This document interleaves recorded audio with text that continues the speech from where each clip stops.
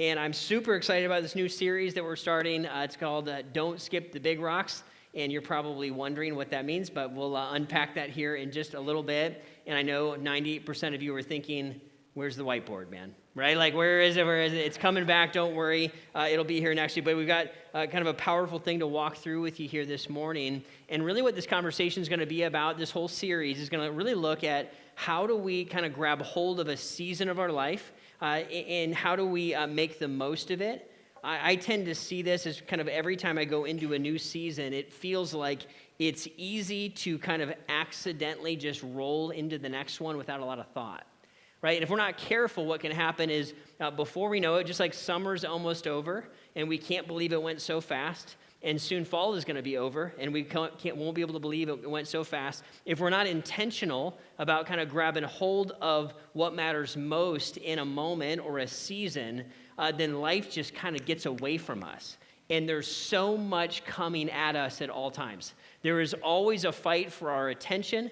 Something is always trying to grab a hold of our attention in some way, asking us to do something or say something or be a part of something or watch something or look at this. And the reality is, unless we kind of take a step back and grab hold of how do I grab hold of what matters most in my life, it's hard to see kind of where things are headed and what it all looks like. So that's what we're going to do in the course of this series is we want to walk into making sure the kind of the most important stuff is built into our lives and kind of built into our schedule, our calendar, and even our priority, right? Kind of our heart. And so we're going to talk about what that looks like and how to do that throughout the course of our time here. Now, if you're not a follower of Jesus and maybe you're here just kind of checking things out, investigating the church a little bit, first of all, I want you to know we're thrilled that you're here, and we want you to know that we're all about Jesus. That Jesus is the one that we talk about, we focus on, and what he did when he came to the planet, lived a perfect life, died an innocent death, rose from the dead, and then he offered us new life. That is what we are focused on, is taking hold of that new life, recognizing that he died for our sins, he paid for those, and now we've got a brand new life that the Bible talks about that we can live and engage in and walk in, and that's what we want to look at. What does it look like to take hold of that life that is available because of what Jesus has done for us? So that's what we're going to dive into. And what I want to do today is I want to show you this picture that makes more sense with kind of a physical representation than a whiteboard picture. And this is an old illustration. It's not original with me, but man, this has affected my thinking so much on such a deep level that I wanted to show you guys and help us kind of build a little bit of our series around this idea. So here's what we're going to think of as we kind of unpack this picture is this. We want to think of this empty bucket right here as our life, okay? Our life. This thing for the next handful of minutes or however long we're here, we're going to think of this as our life. And the reality is this thing is going to get filled with something, right? Something is going to fill our time and our energy and our life, and it's going to, every single one of us, I'm pretty sure if I asked you if you're busy, you'd be like, busy. That was true, right? I've done that my whole life. If I spent 40 hours watching TV or playing video games, busy, right? If I was super busy having 4 kids in 5 years, busy. Doesn't matter really what's happening. I feel busy, you feel busy. And the reality is something is going to fill this thing, right? And that's just kind of how it is.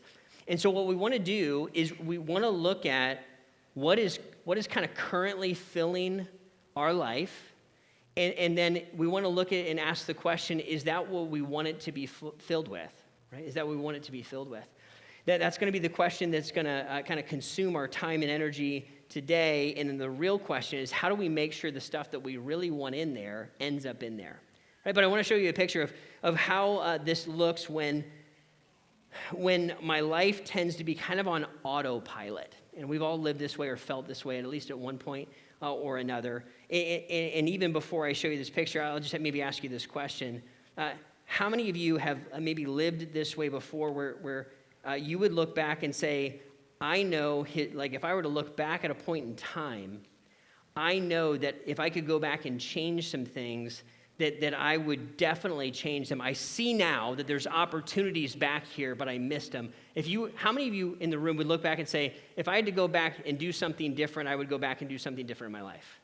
the rest of you are just lying. Okay, I mean, that's just right. I would absolutely say that about almost every part of my life. And so here's what we want to do as I show you this picture is I want us to a little bit wage war on future regret. Okay, I want to wage war on future regret so that in a year or 2 or 5 years down the road, we're like, man, I'm really glad I put the stuff in here that I put in here. And that is kind of the hope. Never going to be perfect, but certainly we want to look at that. So, right, this is my life. And if I'm just kind of on autopilot, what's going to happen is I'm going to fill my life with like some low-level stuff. Okay, some low-level stuff. And so you kind of wake up late. We're going to scroll, maybe check the news, check the weather. Right, all fine things, not inherently bad or wrong, but just kind of low level. I'm not gonna really prepare for the day. I'm gonna just kind of go through the motions, kill time. Maybe I'm hungry, so I'm gonna stop at the gas station and buy some snacks, not thinking about where my money is going, not thinking about where my minutes are going. And before I know it, my life is just kind of full of lower level, thoughtless actions. There's not a lot of intentionality built in. I'm on autopilot. It's almost like zombie mode, right? And if you've ever felt that way, I felt that way at times. So I'm like, woo, I haven't really thought deeply about where I'm headed or what I'm doing or what I'm giving myself to. Well, what is going on here? And am I thinking through kind of where my life is going? Or is it just kind of the lower level stuff and that ends up being the base of what I'm doing? And then we would look and say, well, yeah, there's some important things that need to happen. That they're not like the most important, but it's still kind of important. I mean, I gotta like get an oil change, right? You guys have a car, you get your oil changed. I do that sometimes, right? You should take showers. Did you take a shower today? I think that's an important question we should all answer, right? Right here, this right. If you didn't take a shower, maybe you should do that, right? Showering's important. Maybe you should. I don't know, think about making your bed, whatever it is, right? So you got stuff that you do, and it matters, but it doesn't matter as like the ultimate thing. It's just kind of important, right? It's kind of important. If I get my oil changed tomorrow or today, it's probably not the end of the world, right? But it probably should happen at some point. And then we've got kind of the next level of stuff. Man, yeah, I probably should have some financial goals of maybe I need to get out of debt or I need to work on maybe my career. I need to think about maybe how to make sure I'm in shape and move my body and take care of my health. That stuff's important. That's that's like a big deal, right? These are bigger size rocks for sure. I got to make sure I have some friendships, maybe some hobbies. Like I like to play ultimate frisbee. Who likes ultimate frisbee in here? Okay, you're my favorite people. All right, the 3 of you. Okay, so that's cool. I like chopping wood and running my chainsaw. I know I have weird hobbies. It's fine, right? Everybody's a little bit weird. You are too. Whatever it is, right? I might have these things I want to put in my life. And they matter, right? They're showing up in here. But then we get to this part of our life when we say, wow, man, there's like a lot of stuff in there, but what about like the really, really, really important things? Like, that one's stuck, right? What do I do? I'd be a terrible magician, by the way. I think I'd be awful at this, right? What do I do with like the really, really important things? Like, I'm probably on this planet for a reason. Like there's probably some version of calling that God has on my life that I should probably get a hold of and figure out and move towards. Right? Maybe if you're married and you made a vow before God to deeply pursue somebody that you're going to live with for the rest of your life, literally a vow that only you can fulfill. Right? Or maybe you're a parent to a child, and literally you're the only person on planet Earth that can be the biological mom or dad to that child. Or maybe you've adopted or fostered, and you're the one appointed to love the child that God has given. And the priority of knowing Jesus, our very maker, the one who laid down his life for us. And the reality is that if I build it this way, that what happens is when I hit a speed bump in life, I get sick, gets busy at work, there's too much going on. The stuff that is the most important, it just kind of falls to the way. There's no more room left for it. How could I ever read my Bible? I'm so super busy. How could I just can't, we can't have time to date. I mean, you want me to investigate my calling, Ryan? I can barely keep up with, look at all those white rocks. I got so much going on. I have so many oil changes to do. Okay, like there's a reality that when I build this way, I kind of know that something's wrong. I kind of know that something's wrong. Something's off here. I'm not totally sure what it is because there's so much stuff in my life. It feels like it should make sense, but then I'm like, oh yeah, like the really big things, how do I get those in there now? Because there's a lot in, right? There's a lot in the middle. This is the question I want to investigate and begin to look at throughout the course of this series. And there's this awesome proverb. I really have been struck by this one. It says this, it says, as water reflects the face, so one's life reflects the heart.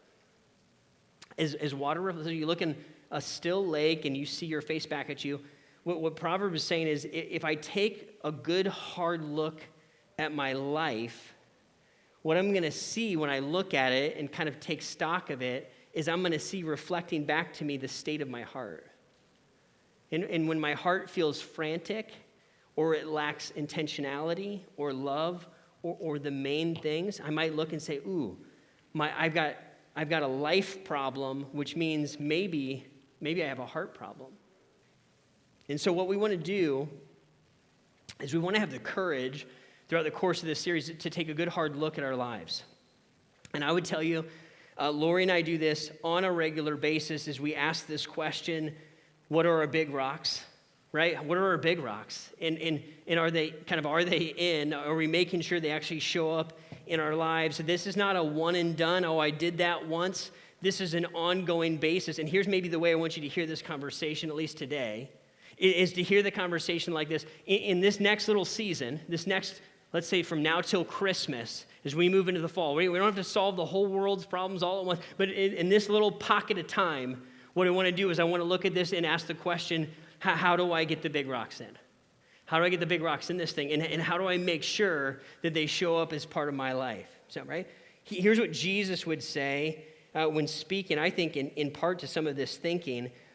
In Matthew chapter 6, when he's got a kind of a longer teaching on people being concerned and focused and worried about kind of the smaller parts of life. How do I make sure I have the clothes and that I'm going to get fed and right kind of my basic needs? Jesus is going to look and say, but seek first his kingdom and his righteousness, and all the rest of it's going to be added to you. What Jesus is telling us is there's just stuff that matters more, right? Some things just matter a lot more, and they are far more worthy of our attention and our focus and, frankly, our priority. So he's going to say, don't chase after all the stuff that everybody else chases after. That's the paraphrase. He's going to say, instead, seek first the kingdom. Seek first the kingdom. Go find the big rocks and give yourself to them. And the rest of the stuff is going to find its way into your life in its rightful place. Right? Seek first his kingdom and his righteousness, and the rest, right, all these things will be given to you. Ryan, what are big rocks? Here's kind of just for the sake of our conversation, maybe how we'll think of it and how we'll define it. We're just going to use big picture thinking. The big rocks are kingdom priorities. Okay, they're kingdom priorities. Jesus is a king. The Bible's going to talk about him that way. He has a rule and a reign that we get to be a part of when we say yes to Jesus, right? And we saw an act of somebody submitting to the kingship of Jesus right here in baptism. As Michael said, hey, I'm in. He's my king. I follow him. His kingdom is my priority, and that's what we want to do in practice is we want to look at what are the kingdom priorities that God has placed in my life in this time and in this place. And let me just say this too. We're going to look and explore this throughout the series. Not everybody's rocks are exactly the same. Okay, not everybody's rocks are exactly the same. The big, no Jesus rock is going to show up for everybody. Okay, that one's going to be a big deal.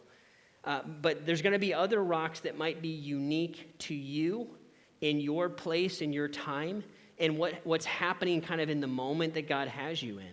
So to recognize that and see that. I talked to somebody after the service, and this person was saying, Ryan, I'm in the middle of chemo right now, and sometimes I feel bad that I'm not more involved in and doing ministry the way that I used to do ministry, and I would look at them and say, in the middle of where you are right now, your health actually is probably a big rock. You navigating through following Jesus in the midst of this moment is probably the main priority that you have today. Glorifying God in that moment. Is it making sense? This conversation is not about guilt. It's not about looking back at what we did wrong to beat ourselves up about it. It's about getting clarity and getting wisdom and having some freedom to look and say, man, this stuff has to show up in my world and it has to be more central. That's the idea. Because that's where we're going to be heading. And I want to grab hold of the big rocks, and I want to introduce you to this thinking from a leader in the early church. His name is Paul. The Apostle Paul would say this in the book of Ephesians, an early church that he was writing to. He would say this, be very careful then how you live. He would say, not as unwise, but as wise, making the most of every opportunity because the days are evil. He says, therefore, do not be foolish, but understand what the Lord's will is. Jesus would teach this way to focus on things. Paul would teach this way, that there is wisdom that we have to grab hold of. And here's maybe just something that's helpful to know. If you're maybe newer in your faith or you grew up in a tradition that sounded like this, God is not going, just because we follow God or say yes to God, he's not just going to take our lives and just fill them with wisdom on our own. He's not going to make our choices for us. He's going to say, what I want you to do, I saved you, I died for you, I want you to have a relationship with me, I want you to seek out wisdom, and then I'm going to empower you to be the one that makes decisions that align with wisdom. You and I have to do that part. That is a work that we have to be involved in. God's not going to override our mind and our intellect and make our decisions for us. You and I are going to do that. Okay? Now, he's going to say, be very careful then, right? How you live, not as unwise, but as wise. And that then that he interjects there, what it does is it points to some stuff that he said earlier, like earlier in the chapter, right? In the book of Ephesians. And what he's going to say is he's going to focus on some things that have become true of us if we're followers of Jesus, things that affect our identity or who we are. And here's why this matters so much. We build our lives with wisdom because of who we are as followers of Jesus. Here's what I mean. Look where Paul would lead us, right? Earlier in this passage, he would say this. He would say, you were once darkness, but now you are light in the Lord. Live as children of light. Okay, so watch the math on a little bit. He's going to say, hey, operate with wisdom, fill this thing with wise decisions. Why? Not because you have to earn salvation or be good, it's because you were lost and you were in darkness. You were off of the realm of wisdom, but now you're something different. Now you're light in the Lord. This is who you are now, so make sure that when you look at, you want to put the big stuff in this thing first. You want to build differently. Why? Because you are light now. You have been made light out of darkness. You are something different, so you want to live in accordance with who you actually are. Earlier in the passage, he says this, follow God's example, therefore, as dearly loved children, and walk in the way of love. Walk in the way of love. Here's what Paul's getting at. He's saying, hey, do you know who you are? Do you understand what the God of the universe has chosen to do in you? That he's chosen to take you from being an enemy of God to being a child of God. That now you belong in the family of God. That your existence, while you're on the planet, is not just to walk through life with a zombie-like fashion where I don't really know where I'm going or what I'm doing or what my life's about. He's like, listen, Jesus said, I came that you might have life and have it to the full. I came to wake you up. You would be awakened to new life. You exist to bring glory to me, God would say. I gave you purpose. I've given you the ability to show the love of God to the people around you. I've put a calling on your life. How can I just go and wake up as if my days and my minutes don't really matter at all? So I can just squander them and waste them and live zombie living. Here's the thing, folks. As we go into this fall, here's what I want to help you do, and I'm passionate about doing, is I don't want to walk into this fall, into this next segment of time, with us wasting away the opportunities that God has set before us. So that in a year or two or three, you look back at me and say, Ryan, why didn't you tell me, man? Why didn't you tell me that there's a wake-up call I could have had and things could have moved in my life? I could have been awakened to the power of God in my life, and instead I was like, hey, man, this Candy Crush thing is really fun. I'm just going to give myself 40 or 50 hours a week to watch some TV, some Fox News, some CNN. I'm going to play some Block Blast until my eyes bleed. It's going to be awesome. No, nobody sets out to say, you know what I want to do this week? I'm so passionate and fired up. 40 hours on mind-numbing games and scrolling. Nobody does that, but it happens. But it happens. So you say, Ryan, whoa. See, this isn't just a life hack. This isn't just a self-improvement talk. This is a conversation about what happens in the life of somebody who has been brought back from the dead, who has been brought into the kingdom of light, has been made light, has been brought into the family of God, and now looks and says, I can't live like this anymore. I can't live like this anymore. In fact, I would want you to resolve in this series. I want to make a case for you in this series that you are ruined for living like this. That you would look and say, I can't live like that anymore. I refuse to waste myself. I want to give myself to the kingdom and give myself to kingdom purposes. Why? Because if Jesus laid down his life for me, I want to take that same passion and I want to lay myself down for the people around me. I want to take hold of what God has taken hold of me for. Because here's the truth. Here's the truth. My life will not just stay like this. I'm going to fill it with something. I'm going to fill it with something. Right? In a life without intentionality, it doesn't remain or stay empty. It just gets filled with lesser things. And what I'm convinced of is our lives get filled with lesser things, not because we're such bad people. It's not because we tried to do this on purpose. It's because we fail to realize the gravity of why we're here. I think we fail to realize the potential impact of how God might want to use our lives. I think we fail to realize the cycles that could be broken if we chose to let Jesus change us and mold us from the inside out. I think we fail to realize the impact and changed lives that could happen if we actually said, I want to do what God has brought me here and changed me and called me and died for me to do. And because that epic calling does not consume our minds, we kind of forget about it and zone out and just do whatever's the easiest thing. The big rocks have not grabbed hold of our imagination and our heart and our mind, and we lose track of them. We just kind of skip them. So you say, Ryan, what do we do? How do we do this? Well, here's I think maybe a way to think of it.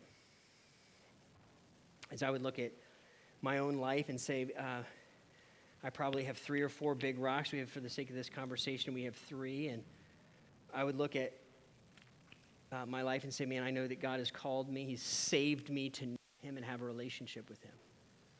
That what matters the most, what has to matter the most, is that I am here to know God. That will define me for eternity. There's the reality that God has given me a family to love and to lead. That I'm the only man that can be husband to Lori. Oh yeah, preach.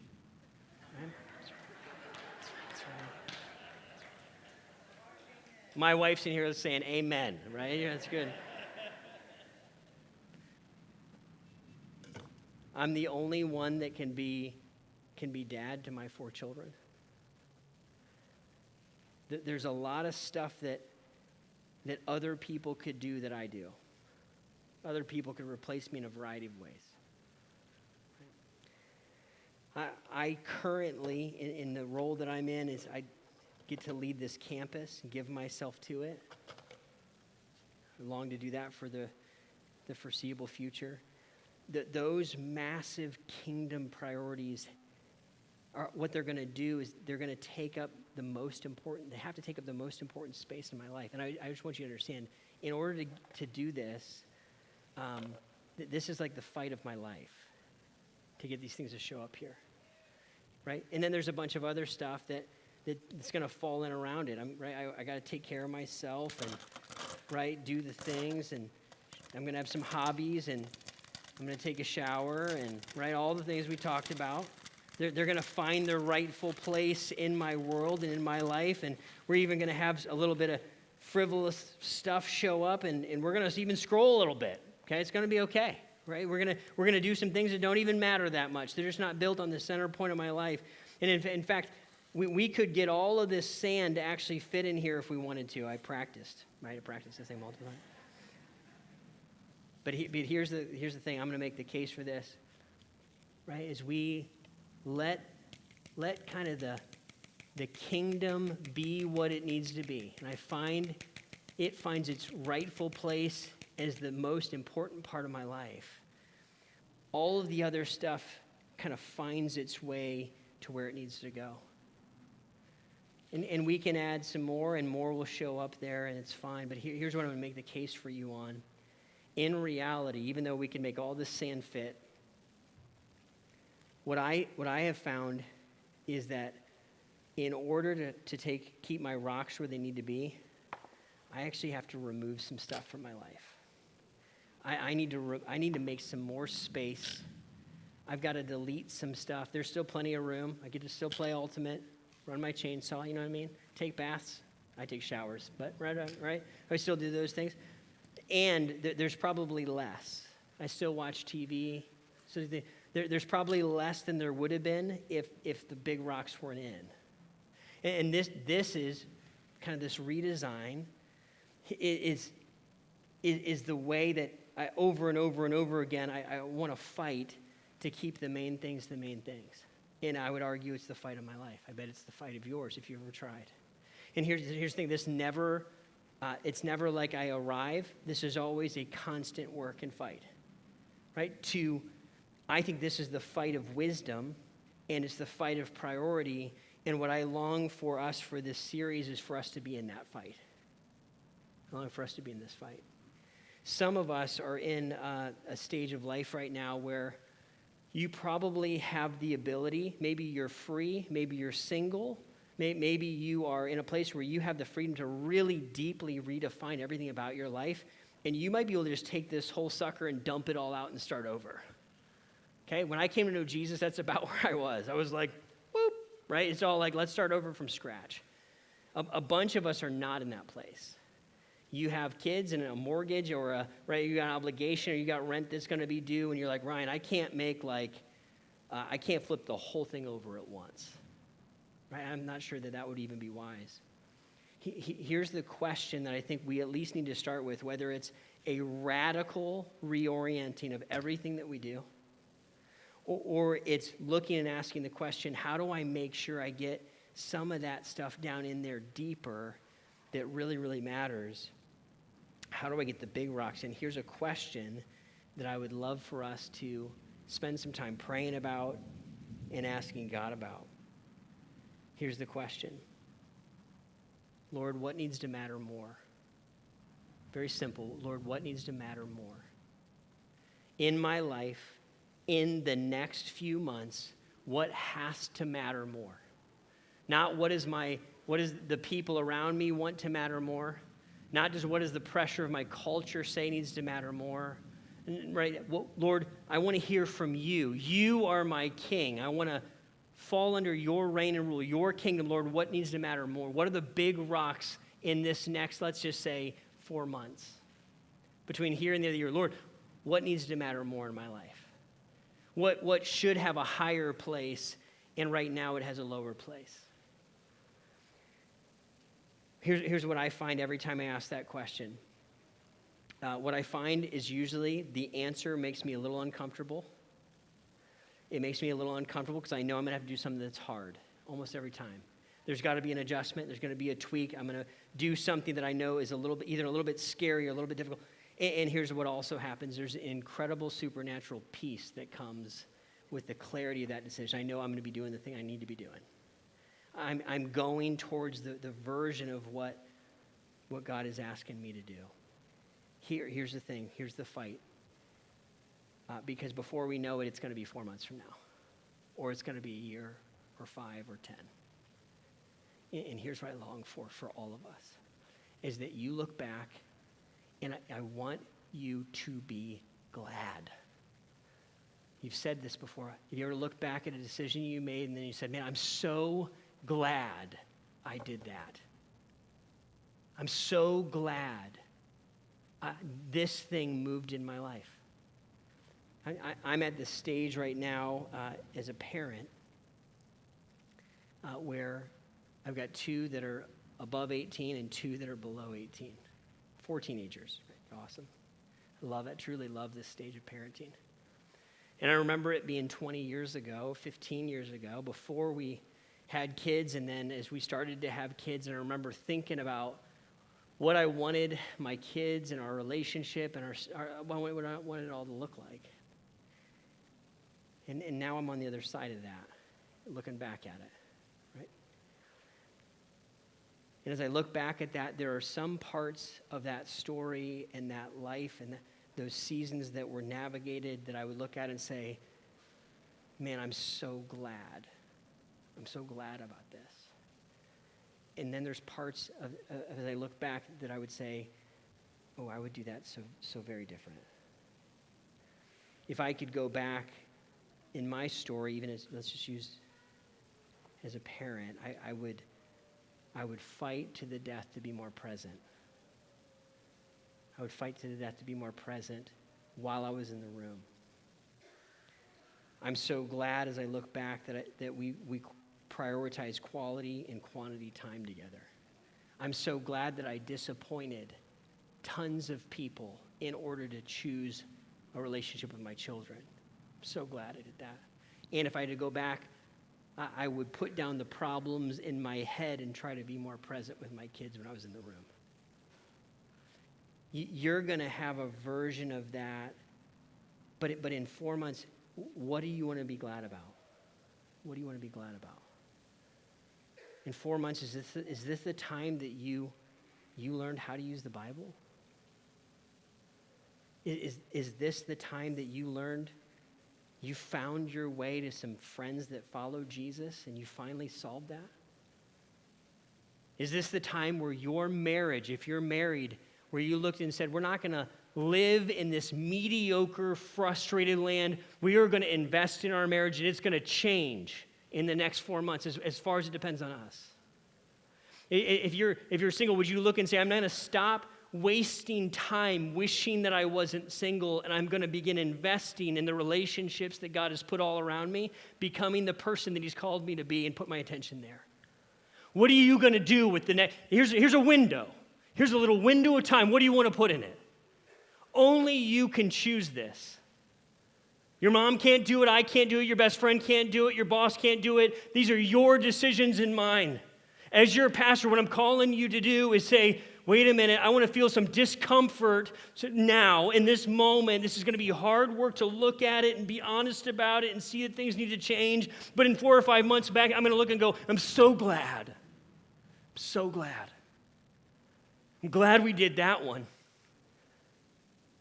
I'm glad we went all in on that.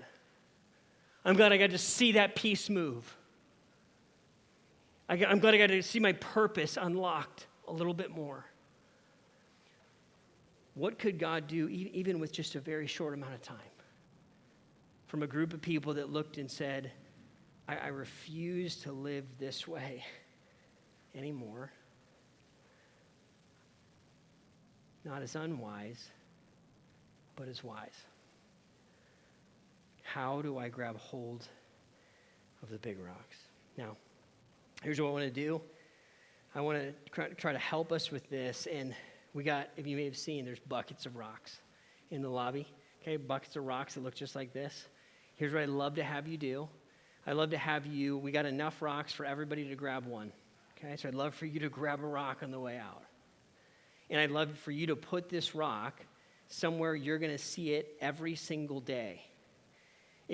I want you to, right, maybe you're going to put it in your car, or if you have a desk, you're going to put it on your desk, or you put it on your bathroom sink. I want this rock to slowly make you crazy, okay?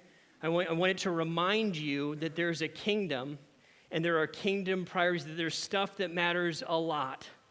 And I want it to stay in front of you, and I want it to, some of you are neurotic, it's going to drive you insane, that it's sitting somewhere and not put away, right? That's great. I love to bother you people. You have problems, and I just want you to know it, okay? So, right, I want you to grab a rock, and I want you to put it somewhere, okay? Put it where you're going to see it. And over the course of this series, it's going to be the reminder to pray this prayer, Lord, what needs to matter more? What needs to matter more? Would you give me courage to take hold of what you're asking me to do, what you're asking me to be about, to not skip the big rocks, but to put them in first? Would you bow your heads, close your eyes with me? Would you pray this prayer as the band leads us? We'll worship and sing together.